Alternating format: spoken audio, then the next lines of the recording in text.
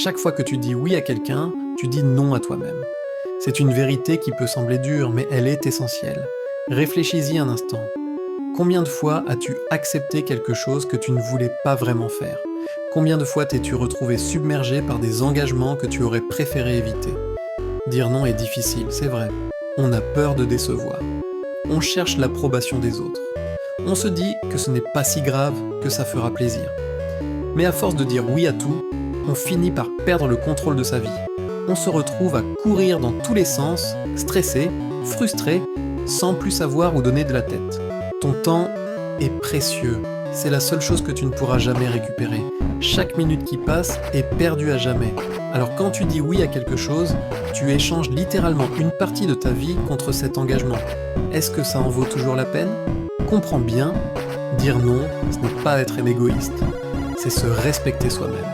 C'est fixer ses limites et les faire respecter. Quand tu apprends à dire non, tu montres aux autres que ton temps a de la valeur. Et bizarrement, ils finissent par te respecter davantage pour ça. Bien sûr, au début, c'est inconfortable. On a l'impression d'être méchant, on culpabilise. Mais c'est normal, c'est juste que tu n'es pas habitué. Plus tu t'entraîneras à dire non, plus ça deviendra facile. Tu verras, c'est comme un muscle, plus tu l'exerces, plus il devient fort. Alors comment dire non concrètement? Pas besoin de te justifier pendant des heures ou d'inventer des excuses. Un simple non, merci ou je ne peux pas suffit souvent.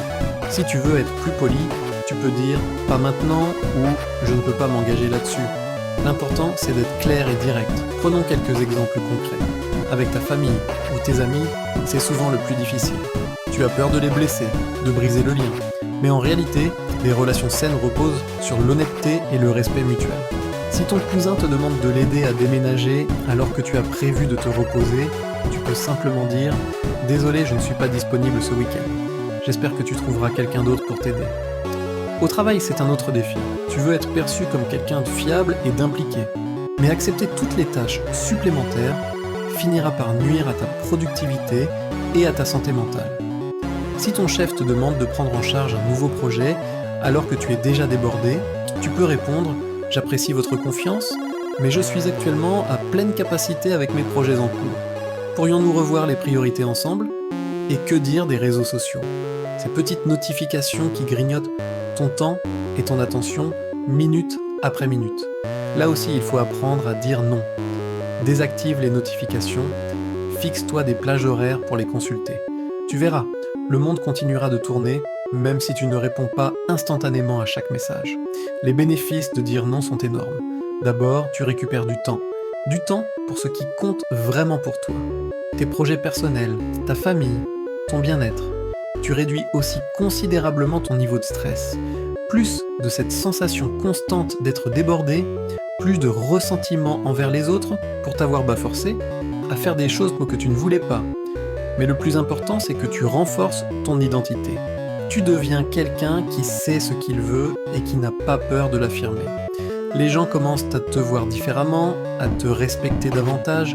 Ils comprennent que quand tu dis oui, c'est un vrai oui, pas juste pour leur faire plaisir. En fin de compte, dire non est un acte de liberté. C'est prendre le contrôle de ta vie, décider consciemment comment tu veux utiliser ton temps et ton énergie. Chaque non bien placé te permet de dire un oui plus puissant, plus engagé à ce qui compte vraiment pour toi. Alors la prochaine fois qu'on te demande quelque chose, prends le temps de réfléchir.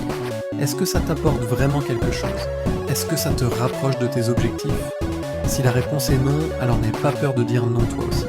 Souviens-toi, ton temps est limité, ton énergie aussi. Ne les gaspille pas pour des choses qui ne t'importent pas vraiment. Apprends à dire non aux petites choses pour pouvoir dire oui aux grandes.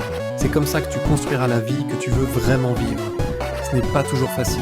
C'est vrai, il y aura des moments où tu douteras, où tu te demanderas si tu as bien fait, mais tiens bon. Avec le temps, tu verras que les gens autour de toi s'adapteront. Ils comprendront tes limites et les respecteront. N'oublie pas non plus d'être bienveillant envers toi-même. Parfois, tu diras oui alors que tu aurais dû dire non. Ce n'est pas grave, c'est humain. L'important, c'est d'apprendre de ces expériences et de continuer à progresser. Petit à petit, tu deviendras plus à l'aise avec l'idée de refuser. Tu verras même que ça peut être libérateur. Plus besoin de te torturer l'esprit pour trouver des excuses, plus besoin de te sentir coupable. Tu seras simplement honnête avec toi-même et avec les autres. Et tu sais quoi? Les gens qui comptent vraiment dans ta vie comprendront. Ils apprécieront même ta franchise et ton authenticité. Quant aux autres, ceux qui s'offusquent de tes refus, demande-toi s'ils méritent vraiment une place importante dans ta vie. Alors vas-y, commence dès aujourd'hui. La prochaine fois qu'on te demande quelque chose qui ne te convient pas, prends une grande inspiration et dis simplement non, merci.